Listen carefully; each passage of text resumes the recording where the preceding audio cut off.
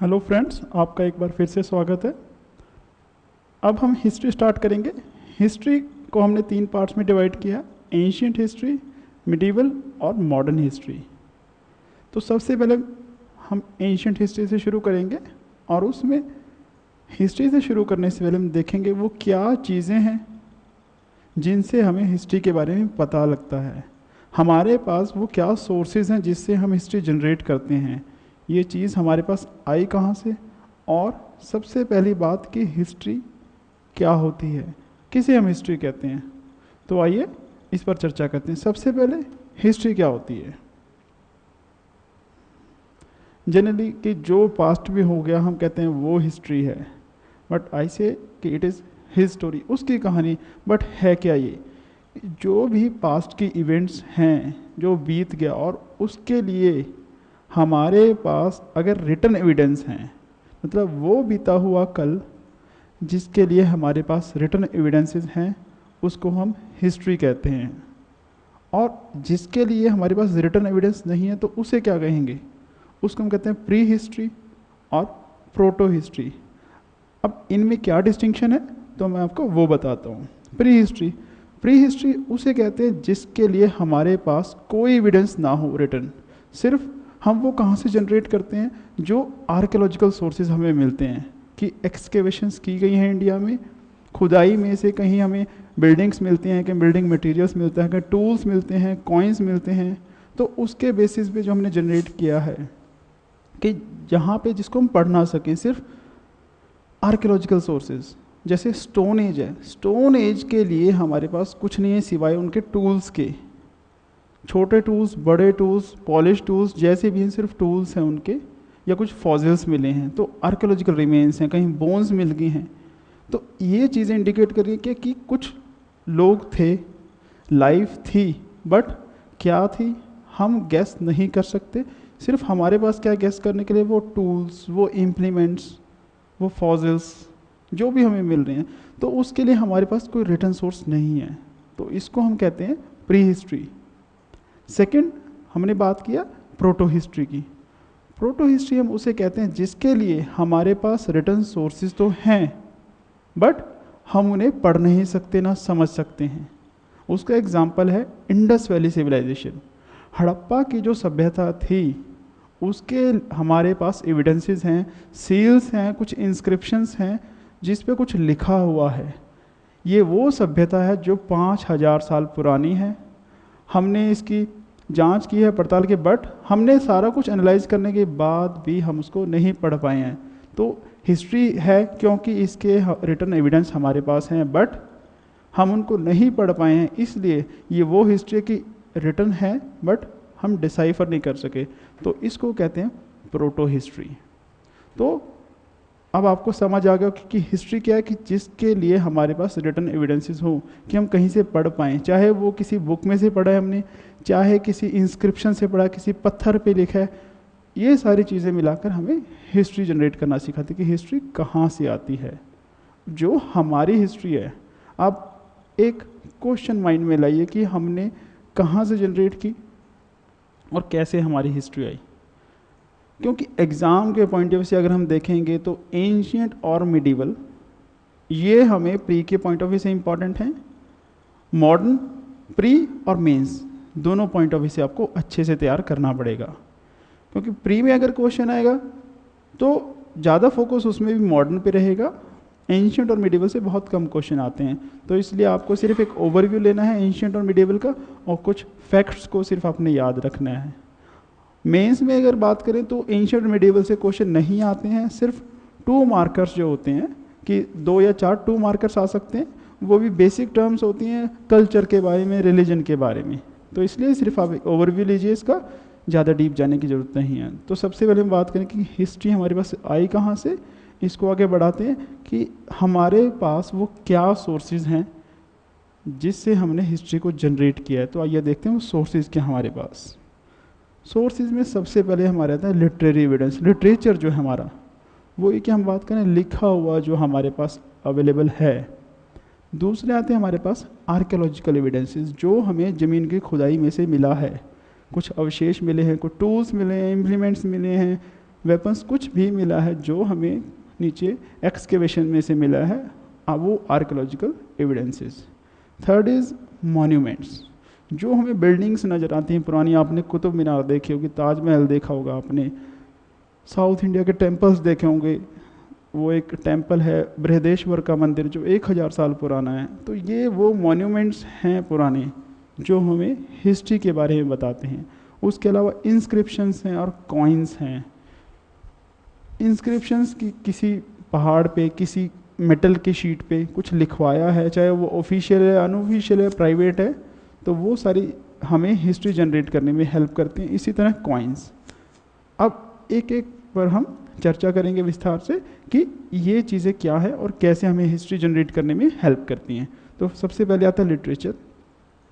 Literature को हम दो पार्ट में डिवाइड करेंगे, एक वो जो हमारा इंडिया का है और जो दूसरा है वो जो फॉरेनर्स यहाँ पे आए, यहाँ पे रहे, या कुछ ट्रेवलर्स आए थे उन्होंने जनरेट किया है। तो सबसे पहले जो हम एंशिएंट की बात करेंगे, अगर इंडियन की बात करें तो वो भी दो तरह का, एक रिलीजियस लिटरेचर है और दूसरा सेक्युलर लिटरेचर है, कि जो हमारे जैनिज़्म, बुद्धिज़्म, जो भी रिलीजन यहाँ पर आए हैं उनका जो रिलीजन, उनका जो लिटरेचर जनरेट हुआ है उससे हमें हिस्ट्री जनरेट करने में हेल्प मिली है। और जो दूसरा सेक्युलर लिटरेचर है, ये वो लिटरेचर जैसे ड्रामाज हैं, प्लेज हैं, और मतलब कि जो नाटक हैं, कहानियाँ लिखी हैं, बायोग्राफी किसी की लिखी गई है, ये वो लिटरेचर है।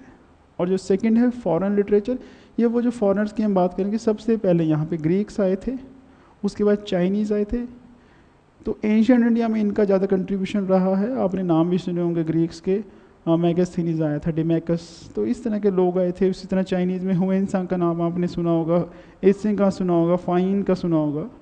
उसके अलावा जो मिडीवल की हिस्ट्री है उसमें हम अरब्स की बात भी कर सकते हैं और बाद में जो यूरोपियंस थे उनकी हम बात कर सकते हैं।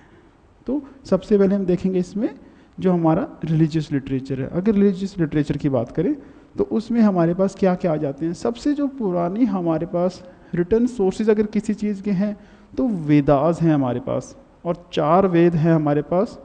आपने नाम उनके सुने होंगे। अब एग्ज़ाम के पॉइंट से आपको ये पता होनी चाहिए 4 वेद कौन से हैं हमारे और उनकी क्या इंपॉर्टेंस है, किस चीज़ से वो डील करते हैं। सबसे पहले हमारा ऋग्वेद है, दूसरा फिर सामवेद है, यजुर्वेद है और फिर अथर्ववेद है। ये जो वेद है ये हमें हिस्ट्री जनरेट करने में हेल्प करते हैं। वो कैसे कि जो सबसे पहला वेद है, अगर इसका टाइम पीरियड हम लें तो ये 1500 BC के टाइम का है, यानी कि करीब 3500 साल पुराना है। उसके बाद ऋग्वेद में है क्या, इसमें प्रेयर्स हैं गॉड के लिए, गॉड की तारीफ़ की गई है। तो वो स्टेंजाज हैं, वो प्रेयर्स हैं, जो उसमें 1028 ऐसे स्टेंजाज हैं। और उससे हमें पता लगता है उस टाइम की कुछ सोशल और इकोनॉमिक कंडीशंस, उनके बारे में थोड़ा सा आइडिया लगता है।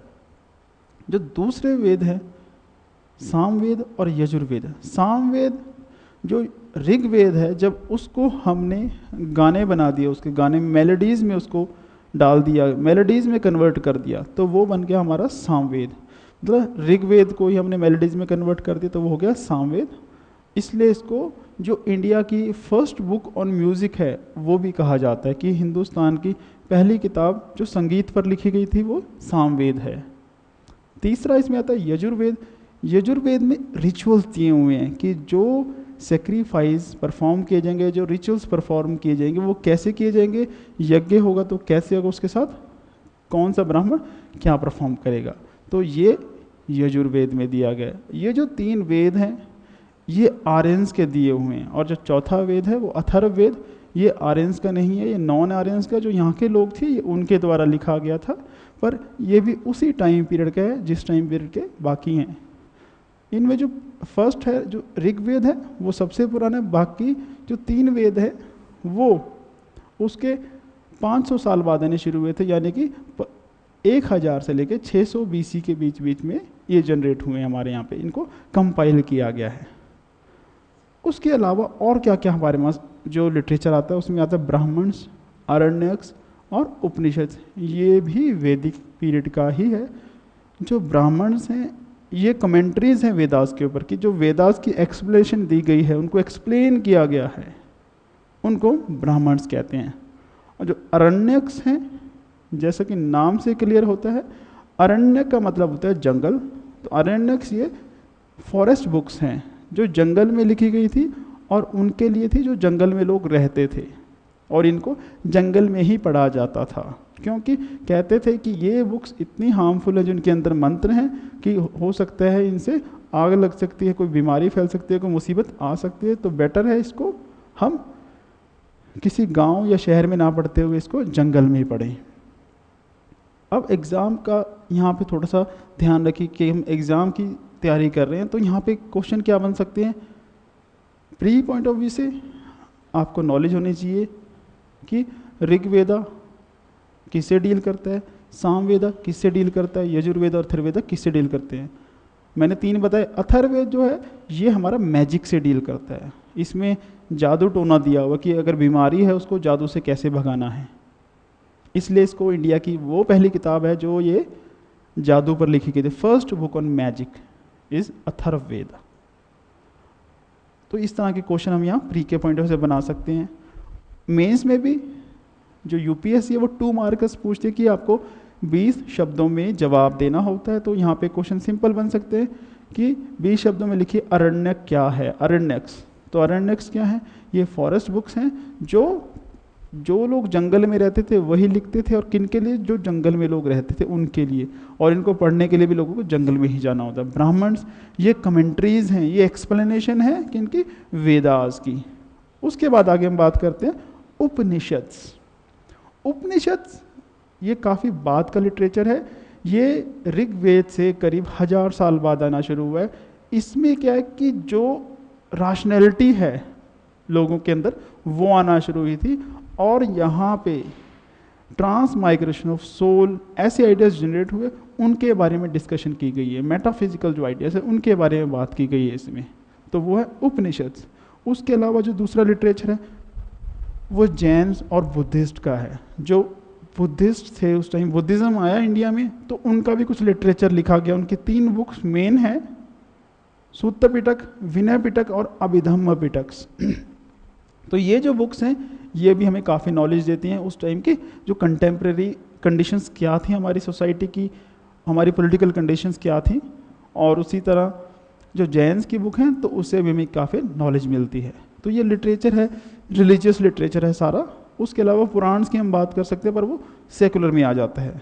कि अब सेकुलर लिटरेचर की बात करें तो जैसे एपिक्स हैं हमारे, एपिक्स ये कहानियाँ जैसे हमारे रामायण और महाभारत। रामायण और महाभारत कुछ नहीं, सिर्फ एपिक्स हैं जो करीब करीब 1000 साल में जाके कंपाइल हुए हैं।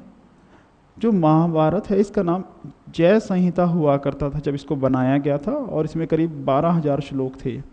वो श्लोक बढ़ के 1 लाख श्लोक तक जब पहुंच गए तो इसका नाम बदलकर हो गया महाभारत। और ये सारा जो प्रोसेस है करीब 1000 साल तक चला है। इसलिए 1000 साल में किसी बुक में 12,000 से अगर 1 लाख स्ट्रेंजर्स जुड़ रहे हैं तो इसका मतलब क्या, उसमें जो काफ़ी सारी चीज़ें हैं वो रियलिटी ना होकर मिथ्स होंगे और उसमें कुछ स्टोरीज होंगी। तो इसलिए ये माइथोलॉजी टाइप है, ये जो एपिक्स है हमारे, ये रियलिटी नहीं, स्टोरीज हैं बेसिकली। तो बट चाहिए स्टोरी है, बट हमें ये कंटेम्प्रेरी जो कंडीशंस है उनके बारे में बताती हैं। कि आपने महाभारत देखा होगा, उसमें कंडीशंस कि अगर महाभारत में जो कौरव्स और पांडव्स की लड़ाई थी किसके लिए थी, ज़मीन के लिए थी। इसका मतलब उस टाइम पे ज़मीन जो है, मतलब यानी कि प्राइवेट प्रॉपर्टी का कॉन्सेप्ट आ चुका था। और ये किस टाइम पीरियड का है, जब ये कंपाइल हुआ था शुरू में, सबसे पहले जो हिस्टोरियंस है वो कहते हैं 950 BC का है ये। तो अगर क्वेश्चन आता है प्री में टाइम पीरियड क्या है, 950 BC। मेंस में अगर आता है तो 20 वर्ड्स से ज़्यादा नहीं आएगा, यहाँ पे कोई बड़ा क्वेश्चन नहीं पूछेगा कोई भी। तो स्ट्रेटजी के अकॉर्डिंग तैयारी करिए, इजी रहेगा। उसके बाद जो दूसरे हमारे पास लाइक बायोग्राफीज़ हैं और प्लेज हैं। प्लेज ये जो नाटक हैं, ये जैसे कालिदास का आपने नाम सुनोगा, कालिदास ने काफ़ी सारे नाटक लिखे थे। तो वो जो प्लेज लिखे गए हैं तो वो भी हमें हिस्ट्री जनरेट करने में हेल्पफुल है। कैसे, वो सोसाइटी की कंडीशंस के बारे में बताते कि सोसाइटी में कंडीशंस क्या चल रही हैं, इकोनॉमी के बारे में बताते हैं। जैसे ऋतु संहार, अभिज्ञान शकुंतलम, ये कालिदास ने लिखे हैं। इसी तरह बायोग्राफीज़, जो बायोग्राफीज़ थी वो जनरली जो किंग्स हुआ करते थे, उनके जो कोर्ट पोएट थे, उनके दरबारी थे, जो उनके दरबार में कवि होते थे, वो लिखा करते थे। वो हो सकता है कुछ हद तक सही ना हो, बट चाहे कुछ भी है, हमें उस राजा के बारे में इंफॉर्मेशन तो मिल रही है, उस टाइम की कंडीशंस के बारे में इंफॉर्मेशन मिल रही है। ये ज़रूर है कि जो इन्फॉर्मेशन मिल रही है वो बायस्ड होगी, क्योंकि जो लिखेगा वो अपने राजा की तारीफ ज़्यादा करेगा, उसकी बुराइयाँ कम करेगा। इसी तरह जो दूसरा सोर्स हमारे पास है, पुराण्स हैं। अब ये पुराण्स हैं क्या? जैसे कि नाम पे थोड़ा गौर कीजिए, पुराण है, ये पुराना है यानी कि पुरानी स्टोरीज हैं इसमें, पौराणिक कथाएं हैं इसमें। और ये हिस्टोरिकल पॉइंट ऑफ व्यू से कुछ हद तक इम्पॉर्टेंट इसलिए हैं क्योंकि इनमें पुरानी स्टोरीज हैं किंग्स के बारे में, कि ये किंग हुआ, इस जगह पे हुआ। बट जो इसमें सबसे बड़ी प्रॉब्लम आती है वो आती है क्रोनोलॉजी की, कि इस पुराण में क्रोनोलॉजी नहीं दी गई है। कि हो सकता है वो बात करें पहले कि एक राजा समुद्रगुप्त हुआ करता था और उसके बाद वो एक नई स्टोरी शुरू कर दें कि एक राजा अशोक हुआ करता था। तो पुराण के अकॉर्डिंग हो सकता है समुद्रगुप्त पहले हो और अशोक बाद में हो, बट जो हिस्ट्री है वो कहती है कि अशोक पहले था और पुराण जो समुद्रगुप्त है वो बाद में। तो इस चीज़ की वजह से थोड़ी सी प्रॉब्लम है पुराण में, बट फिर भी एक अच्छा सोर्स माने जाते हैं। उसके बाद जो फॉरेन लिटरेचर है उसमें हम किसको कह सकते हैं कि मैंने आपको दो नाम बताए, ग्रीक्स और जो चाइनीज़। ग्रीक्स में आपको 3 नाम दिख रहे हैं, एक मेगास्थेनिस का, एक डिमैकस है और डायनेसियस। जो मेगास्थेनिस था ये चंद्रगुप्त मौर्य 319 बीसी, आज से 2000 और उसमें 319 और ऐड कर दिए, 2300 साल पहले की बात कर रहा हूँ। तब चंद्रगुप्त मौर्य के कोर्ट में एम्बेसडर हुआ करता था, और ये ग्रीक एम्बेसडर था जिसको सेल्यूकस निकेटर ने भेजा था। यानी कि सेल्यूकस निकेटर का एम्बेसडर था जो चंद्रगुप्त मौर्य के कोर्ट में रहता था, और इसने एक बुक लिखी है इंडिका। वो बुक आज एग्जिस्ट नहीं करती है, बट हमारे लिए वो हेल्पफुल कहाँ से है कि जो बाद के थे ट्रेवलर्स आए हैं, हिस्टोरियंस उस टाइम के रहे हैं, कंटेम्प्रेरी जो थे स्कॉलर्स, उन्होंने उस बुक को पढ़ा और उसका रेफरेंस दिया। तो हम उन रेफरेंस से ही ये जनरेट कर पाए हिस्ट्री कि एक बुक है जो मेगास्थेनिस ने इंडिका लिखी, और उसमें मेगास्थेनिस ये रेफरेंस देता है सोसाइटी के बारे में। जैसे कि रेफरेंस आता है कि मेगास्थेनिस कहता है जो सोसाइटी थी मौर्यस की वो 6 पार्ट में डिवाइड थी, 6 क्लास में डिवाइड थी, और स्लेव्स नहीं हुआ करते। तो इस तरह के रेफरेंस हमें यहाँ से आते हैं। इसी तरह डिमैकस और डायनेसियस भी जो दूसरे राजा थे, जो चंद्रगुप्त का बेटा था बिंदुसार, उसके कोर्ट में हुआ करते थे ये। उसके बाद चाइनीज़, और जैसे कि मैंने आपको पहले बताया था अभी, चाइनीज़ इनका नाम आपने सुना होगा, फाहियान आपने सुना होगा, हुएनसांग आपने सुना होगा, बट इसिंग शायद आपने ना सुना हो, क्योंकि पहले 2 ज़्यादा इम्पॉर्टेंट हैं। जो फाहियान था ये गुप्ताज के टाइम में आया था, चंद्रगुप्त के टाइम में इंडिया विजिट करने, और इनका जो मेन मकसद था वो था यहाँ से बुद्धिज़्म को स्टडी करना, यानी कि ये बुद्धिज़्म सीखने के लिए आए थे। बट ये यहाँ पर आए और जितने टाइम रहे इन्होंने कुछ सोशल कंडीशंस के बारे में और बुद्धिज़्म के बारे में भी कुछ बुक्स लिखी हैं, और वो आज हमारे लिए यानी जो इनका जो रेफरेंस है, जो इनका रिटर्न सोर्सेज हैं इनके, आज हमारे हिस्ट्री जनरेट करने में काम आते हैं। और इस तरह जो था हुएनसांग, ये हर्षवर्धन के टाइम पे इंडिया में आया था, और इसिंग हर्षवर्धन के डेथ के बाद आया था। चलिए आगे बढ़ते हैं। और ये जो कुछ आपको नज़र आ रही हैं बुक्स, ये बुक्स याद रख लीजिएगा, प्री में क्वेश्चन आ जाते हैं कि मैच द फॉलोइंग, कौन सी बुक किसने लिखी है। मेगास्थेनिस जो आपको नज़र आ रहा है इंडिका, मेगास्थेनिस ने लिखी है। फिर टॉलमी की ज्योग्राफी है, प्लिनी की दिस इज़ नेचुरल हिस्टोरिका, ये उनकी अपनी लैंग्वेज ग्रीक्स में लिखा हुआ है। फिर फाहियान के दिए हुए हैं, और ये अनोनिमस है, किसने किसी का नहीं पता किसने लिखी है, पेरिप्लस ऑफ द एरिथियन सी। और आगे उनके सब्जेक्ट के बारे में दिया गया है कि पेरिप्लस जो है जो इंडियन ओशन था उसके, और उसके साथ साथ जो ट्रेड हुआ करते थे, जो शिप्स वॉयज किया करते थे, जो यात्रा किया करते थे, उनकी स्टोरी इसमें दी गई, उनके बारे में रेफरेंस आता है। इसी तरह एथ सिंह का भी रेफरेंस है, गुप्ता पीरियड में आया श्री गुप्ता, और ये सारी चीज़ें आपको दी हुई हैं।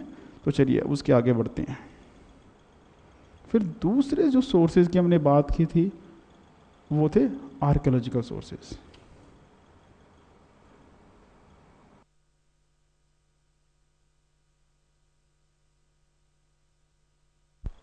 जो सेकंड सोर्स हमारे पास आते हैं वो है आर्कियोलॉजिकल सोर्सेज, जो हमने अभी डिस्कस किए कि आर्कियोलॉजिकल सोर्सेज क्या है, जो एक्सकेवेशन से, जब हम खुदाई करते हैं, जो नीचे से हमें मटेरियल मिलता है, जो सोर्सेज मिलते हैं, उनको हम आर्कियोलॉजिकल सोर्सेज कहते हैं। अब इनकी बात करते हैं, इसमें क्या क्या हमें मिलता है, तो इसमें टूल्स हैं, फ्लोरा फोना मिलता है, क्रॉप्स के कुछ आपने देखा अवशेष मिल जाते हैं, उसके अलावा कॉइन्स हैं और सेटलमेंट्स मिल जाती हैं नीचे खुदाई में।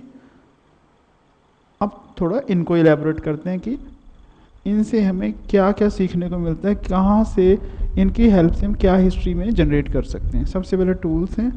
टूल्स का जैसे आपको दिख रहा है टाइम पीरियड और टेक्नोलॉजी।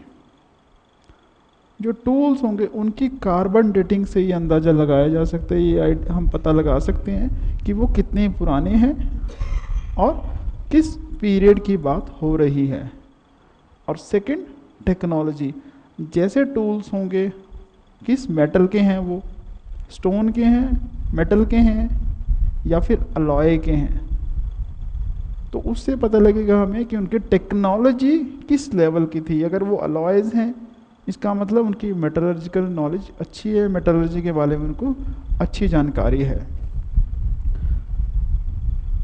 अगर वो आयरन के हैं तो हमें पता लग जाएगा वो लेटर फेज के हैं, जब आयरन की डिस्कवरी हो चुकी, क्योंकि सबसे पहले जो मेटल यूज़ हुआ था वो कॉपर हुआ था इंडिया में। पहले कॉपर के टूल्स बनाया करते थे, कॉपर के ही कॉइन्स बनाया करते थे हम लोग, कॉपर और सिल्वर के, और ये आयरन की डिस्कवरी बाद में हुई है। उसके अलावा जो सेकंड है वह remains of flora and fauna. में इनसे क्या पता लगेगा, अगर हमें किसी प्लांट के कह लीजिए गेहूं के दाने मिलते हैं, तो उससे हमें पता लग सकता है इस जो प्लांट के रिमेन्स हैं वो बताते हैं वो कौन सी क्रॉप्स उगाया करते थे, वो क्या खाया करते थे। तो और कार्बन डेटिंग से उनका भी पता लगता है किस टाइम की बात है, कि उस टाइम के लोगों की आज से 2000 साल पहले, 3000 साल पहले या 1000 साल पहले लोग क्या खाया करते थे, कौन सी क्रॉप्स वो उगाया करते थे, और आगे जो उनकी फूड हैबिट्स यहाँ से पता लग जाएंगी। और एनिमल्स नोन, कि जो एनिमल्स हैं, जो अगर हम कहेंगे जो ये है हमारा फौना, यानी कि जो एनिमल्स के हमें नीचे से फॉसिल्स मिलेंगे, उनसे हम अंदाज़ा लगा सकते हैं कि कौन कौन से एनिमल्स से वो नोन थे, किनको वो पालते थे, किनको वो शिकार करते थे, किनको वो खाते थे। तो इसका आइडिया लगाया जा सकता है, क्योंकि ये जो हमने जनरेट किया है, कि जैसे हमने पहले बात की टूल्स की, जो हमारी स्टोन एज है वो सारी सिर्फ टूल्स के बेसिस पर ही है।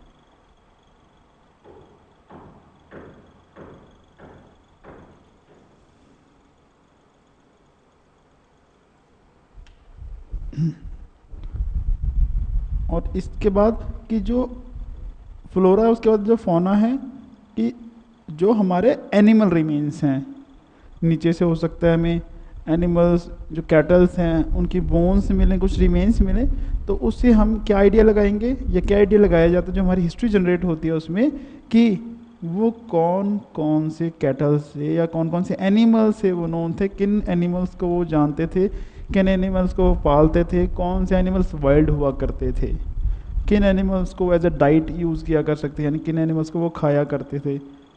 तो ये सारा जो चीज़ है हमें हिस्ट्री जनरेट करने में हेल्प करते हैं। इसी तरह जो तीसरा कॉइन्स आ जाते हैं, कॉइन्स एक बहुत बड़ा रोल अदा करते हैं हिस्ट्री में, कि अगर वहाँ से कोई कॉइन्स मिलते हैं हम उससे क्या क्या आइडिया लगा सकते हैं। सबसे पहला, कॉइन किस मेटल का है, उससे पता लगेगा कि उस वक्त की इकोनॉमी कैसी थी। अगर गुप्ताज के टाइम में सबसे ज़्यादा गोल्ड कॉइन इशू है जो हमें मिलते हैं, गोल्ड कॉइन्स मिलते हैं, तो उससे पता लगता है कि जो इकोनॉमी है अच्छी थी, समृद्ध थी, यानी कि फ्लरिश स्टेज पे थी, फ्लरिश हो रही थी।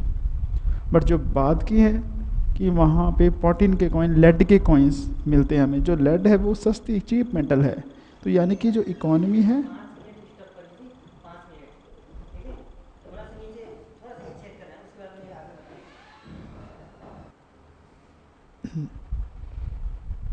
जो नेक्स्ट आता है हमारे सोर्सेज में फिर आता है आर्कियोलॉजिकल सोर्सेज। जो आर्कियोलॉजिकल सोर्सेज में देखिए अब आपको क्या दिख रहा है, टूल्स दिख रहे हैं, रिमेन्स दिख रहे हैं, कॉइन्स हैं और जो सेटलमेंट रिमेन्स है वो दिख रहे हैं। अब इनको वन बाय वन हम स्टडी करते हैं कि इनसे हम हिस्ट्री अपनी कैसे जनरेट करते हैं। कि सबसे पहले टूल्स हैं। अब टूल्स देखिए, टूल्स हमें क्या क्या बताते हैं, तो टूल्स के बारे में स्टडी करते हैं कि जो टूल्स हैं एक्सकेवेशन से या जो हमें मिलते हैं, स्टोन टूल्स हैं, वो मेटल्स के भी हो सकते हैं। तो जो टूल्स हैं, सबसे पहला टाइम पीरियड की जब हम इनको यूज़ करते हैं कार्बन डेटिंग से निकालते हैं, कार्बन डेटिंग से हम उनके टाइम पीरियड का पता लगा सकते हैं। जो मैंने लिखा सबसे पहले ये टाइम पीरियड, तो उसमें क्या C14 ये एक आइसोटोप है कार्बन का, जिससे हम कार्बन डेटिंग करते हैं और इससे उस पर्टिकुलर चीज़ के टाइम का पता लगा सकते हैं कितनी पुरानी है वो। तो सबसे पहले टूल से हम पता लगा सकते हैं कि वो कितने पुराने। Second, technology. टूल्स किस तरह के, छोटे हैं, बड़े हैं, पॉलिश्ड हैं, किस मेटल के हैं, अलॉयज़ के बने हुए हैं, तो ये क्या हेल्प करते हैं बताने में कि टेक्नोलॉजी किस लेवल की थी। तो जो हमने स्टोन एज को डिवाइड किया है वो बेसिकली इसी उस पे किया है, टूल्स के बेसिस पे किया है कि कुछ टूल्स छोटे हैं, कुछ बड़े हैं, कुछ पॉलिश्ड हैं, बट हमें उनके बारे में कोई नॉलेज नहीं है कि वो कब यूज़ हुआ करते। तो कार्बन डेटिंग से उनके टाइम का पता लगाया गया और फिर उनको क्लासीफाई किया उनके साइज़ के अकॉर्डिंग, उनकी शेप के अकॉर्डिंग, कि जो छोटे टूल्स हैं उनको अलग उसमें डाल दिया, जो बड़े टूल्स हैं उनको अलग कैटेगरी में डाल दिया, और उस तरह से फिर हमने अलग अलग स्टेजेस स्टोन एज की बनाई। फिर आता है remains of flora and fauna. अब remains of flora and fauna से क्या पता लगता है, सबसे पहले जैसे हमने लिखा फूड हैबिट्स, कि जो हमें नीचे रिमेन्स मिलते, सपोज कीजिए हमें मिले थे वीट, बार्ले, ग्रेन्स मिले हैं, फूड ग्रेन्स मिले हैं, तो हम आइडिया क्या लगाएंगे कि वो लोग क्या खाया करते थे, उनकी फूड हैबिट्स कैसी थी। उसी तरह अगर हमें एनिमल्स, ये रिमेन्स मिलते हैं एनिमल्स की, स्केलेटन्स मिल रहे हैं, बोन्स मिल रही हैं, तो हम उससे भी क्या आइडिया लगा सकते हैं वो कौन कौन से एनिमल को वो उनकी डाइट में यूज़ हुआ करते थे, उनको एज ए डोमेस्टिक यूज़ किया करते, कि उनको पालते थे, उनको खाते थे, या कौन से वो एनिमल्स थे जिनसे वो नोन थे, जिनको वो जानते थे, और कौन से उनमें वाइल्ड थे, कौन से डोमेस्टिकेटेड थे। तो ये सारा आइडिया किससे लगेगा, जो नीचे रिमेन्स मिल रहे हैं उससे। तो कहने का मतलब ये हम हिस्ट्री यहाँ से भी जनरेट कर पाते हैं। फिर आते हैं कॉइन्स। कॉइन्स की बात करें, जो सबसे इंपॉर्टेंट चीज़ है कॉइन्स में कि वो इकोनॉमी के बारे में बताते हैं, किसी पीरियड की इकोनॉमी के बारे में कैसे बता सकते हैं। अगर मैं बात करूँ इकोनॉमी में कि कॉइन का जो मेटल है वो कौन सा यूज़ हुआ है, मेटल्स के हैं, अलॉयज़ के हैं, या हो सकता है वो लाइक कह लीजिए कॉडीज हुआ करती, तो इनसे भी हमें आइडिया लगता है। सबसे पहला क्या है कि कॉइन्स इकोनॉमी के बारे में कैसे बताते हैं हमें, कि अगर वो लेड के थे या हाई वैल्यूड कॉइन मेटल है, तो इसका मतलब इकोनॉमी अच्छी है। जैसे गुप्ताज की अगर हम बात करें, बहुत ज़्यादा हमें कॉइन्स मिले हैं गुप्ताज के, तो उससे हम कहते हैं कि जो गुप्ताज का ट्रेड था वो प्रॉस्परस था। बट जो बाद के स्टेजेस थी, जब गुप्ताज डिक्लाइन हो रहे हैं, तो हमने देखा कि जो उनके कॉइन्स हैं उनमें जो मेटल कंटेंट है वो भी गोल्ड का कम होता जा रहा था। तो उससे हमने आइडिया लगाया कि जो उनकी इकोनॉमी है वो भी अफेक्ट हुई, एडवर्सली अफेक्ट हुई, और वो डिक्लाइन की तरफ गए। तो इससे कॉइन से हम सबसे पहले इकोनॉमी का आइडिया लगा सकते हैं। दूसरा है मेटलर्जी, कि कॉइन किस चीज़ के बने हैं, अलॉयज़ हैं, तो किस लेवल में, किस प्रोपोर्शन में उसको मिलाया गया। तो ये तब पॉसिबल है अगर उनको अच्छी नॉलेज है, उनको मेटलर्जी साइंस की अच्छी नॉलेज है। तो यहाँ से हमें उनकी मेटलर्जिकल जो टेक्निक्स हैं उनके बारे में पता लगता है। फिर आता है किंग्स। कॉइन्स से हम किंग्स के बारे में कैसे पता लगा सकते हैं, या कॉइन से हमें किंग्स के बारे में कैसे पता लगता है, तो वो ये है कि जो कॉइन्स हुआ करते थे, सबसे पहले आए थे इंडिया में पंच मार्क्ड कॉइन्स, उनको हम कहते हैं पंच मार्क कॉइन हुआ करते थे। बट जब इंडिया में ग्रीक्स आए, तो जो गोल्ड कॉइन्स थे जिन पे किंग की पिक्चर इनग्रेव हुआ करती थी, ये ग्रीक्स ने इंट्रोड्यूस किए इंडिया में। तो उसके बाद आज भी उस पर प्रेसिडेंट, किंग्स, क्वींस की पिक्चर आज भी हमें नज़र आती है कॉइन्स पे।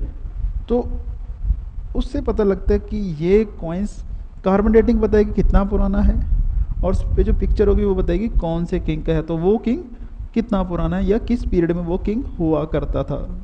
सबसे पहली बात ये। दूसरा, एरिया रूल्ड, जहाँ जहाँ उस पर्टिकुलर किंग के कॉइन्स हमें मिलेंगे तो उससे हमें क्या आइडिया लगेगा कि अगर किसी एक किंग के जो कॉइन्स हैं वो दूर दूर तक एरिया में मिलते हैं, कि सपोज़ कि जो यूपी में हमें मिले वही हमें महाराष्ट्र में मिले, वही हमें बिहार में मिले, वही हमें पंजाब में मिले, तो इससे क्या आइडिया लगेगा कि ये जो लोग थे या ये किंग की जो टेरिटरी है वो इतनी दूर तक थी, इतना एरिया वो रूल किया करता था। तो ये भी हमें हिस्ट्री जनरेट करने में हेल्प कर रहे हैं। उसके बाद आता है रिमेन्स, जो सेटलमेंट्स हैं उनके जो रिमेन्स हमें नज़र आते हैं, जैसे कि जो एक्सकेवेशंस किए हैं हमने आर्कियोलॉजिकल, तो नीचे क्या सिटीज़ पूरी मिल जाती है हमें, नीचे रिमेन्स मिलते हैं। जैसे इंडस वैली सिविलाइजेशन जब उसकी एक्सकेवेशंस की गई थी साइट्स की, मोहनजोदड़ो, हड़प्पा, तो वहाँ पूरे शहर के शहर सामने आए, तो उनसे क्या पता लगा उनका लिविंग स्टैंडर्ड क्या था, उनकी प्लानिंग कैसी हुआ करती थी, उनकी सेटलमेंट्स कैसी थी, छोटी थी, बड़ी थी, प्लान्ड थी, अनप्लान्ड थी। तो ये हमें सारा क्या जनरेट करने में हेल्प कर रहा है, अगेन हिस्ट्री जनरेट करने में। सोशल इनइक्वालिटीज़ भी बताता है वो इस प्रकार की, अगर हम देखते हैं कि जो सेटलमेंट्स मिल रही हैं छोटी हैं एक तरफ और एक तरफ बड़ी हैं, छोटी और बड़ी, तो मीन्स कुछ रिच लोग हैं कुछ पुअर लोग हैं, तो यानी कि ये इंडिकेट कर रहा है सोशल इनइक्वालिटीज़ के बारे में।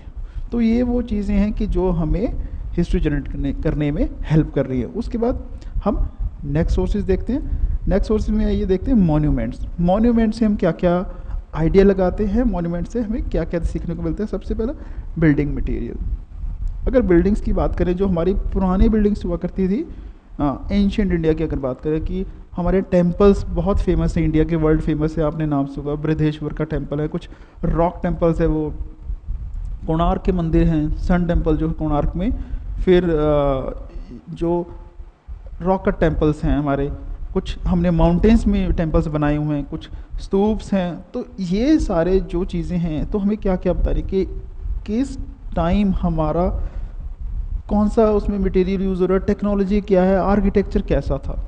कि हमारे इंडिया में पहले कोई फ्री स्टैंडिंग स्ट्रक्चर नहीं हुआ करता था, जो हमारे बनते थे वो माउंटेन्स को काट के बनाया करते थे हम टेम्पल्स भी, तो उनको कहते हैं रथ टेम्पल कहते हैं। वो कोई रथ नहीं होते हैं, they are the basically rock cut temples. जैसे मामल्लापुरम जो है, जो साउथ इंडिया के अगर हम बात करें, वहाँ पे ईस्ट कोस्ट पे ये है टेम्पल्स मामल्लापुरम में, जिनको रथ टेम्पल्स हम कहते हैं।